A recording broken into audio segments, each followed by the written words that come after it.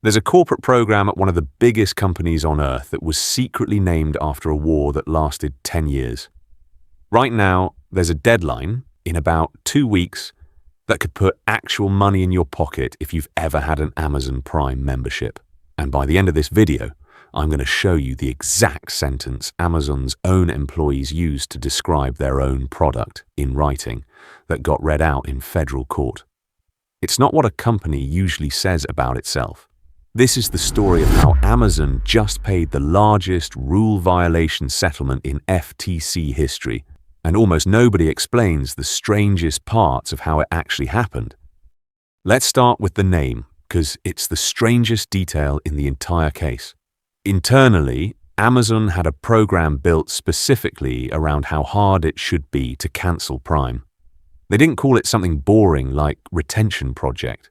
They called it Project Iliad. If that name means nothing to you, here's why it matters.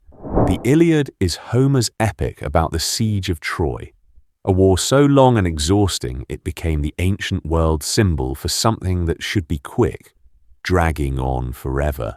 Amazon employees named their cancellation flow after a 10-year siege, on purpose, and the flow lived up to the name.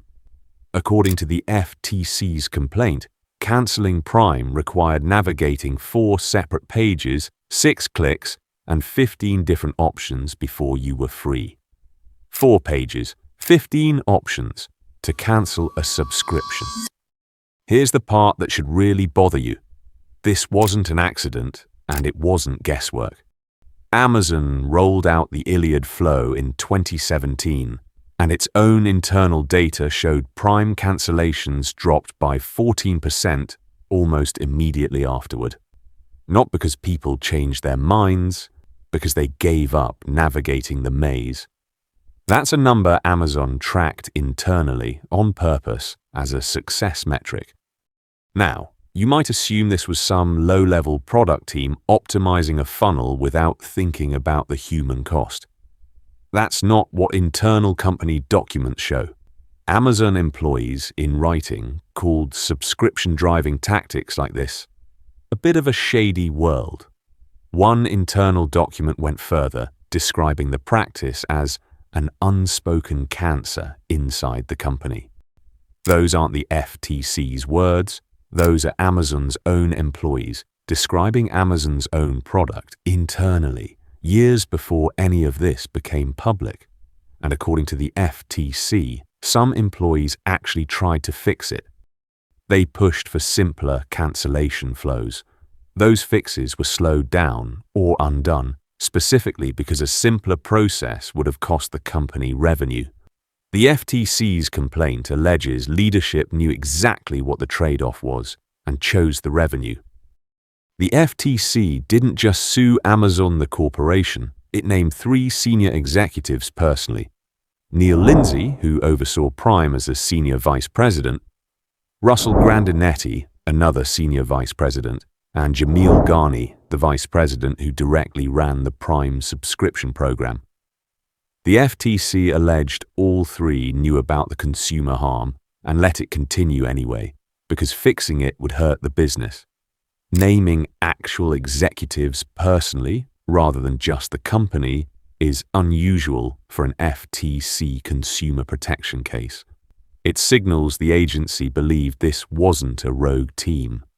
It was a decision made and remade at the top. Here's where it gets stranger. Regulators caught this once before. Back in 2022, 3 years before the US settlement, the European Union forced Amazon to simplify Prime cancellation down to just 2 clicks, starting with a clearly labeled cancel button. 2 clicks in Europe in 2022. Meanwhile, in the United States, Prime members were still stuck with the 4-page, 6-click, 15-option Iliad flow for years afterward. Wildly different experience, depending on which side of the Atlantic you happen to live on. That's not a coincidence. It's what happens when one region has stricter consumer law than the other, and a company builds 2 different products to match. So if Amazon knew all this, why settle for $2.5 billion instead of fighting it out? Here's the part that surprises people. Amazon didn't settle because they were scared of losing. They'd already lost. A week before the settlement, a federal judge had already ruled that Amazon violated consumer protection law. The jury trial that followed wasn't about guilt anymore. It was only about how much Amazon would have to pay. 3 days into what was expected to be a month-long trial, Amazon settled. Not because the case was going badly, because a jury could have ordered them to pay far more than $2.5 billion, and settling let Amazon control the number instead of leaving it up to 12 strangers in a Seattle courtroom. The final number, $1.5 billion going back to consumers.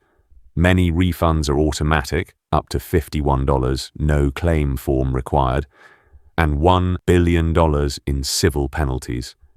It's the largest settlement for a rule violation in FTC history.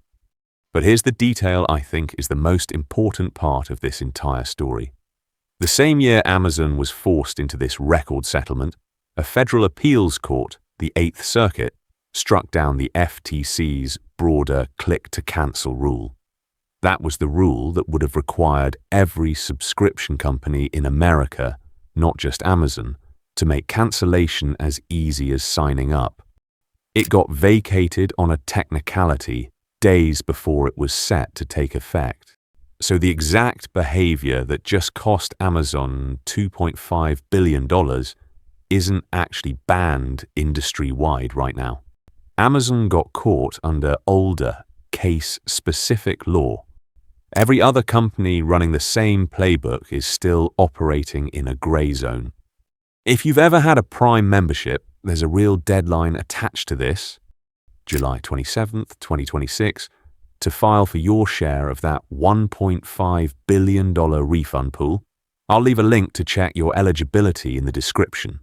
And if this is the first time you're hearing about Project Iliad, the executives named personally, or the rule that got struck down the same year, that's exactly the kind of story this channel exists to dig up.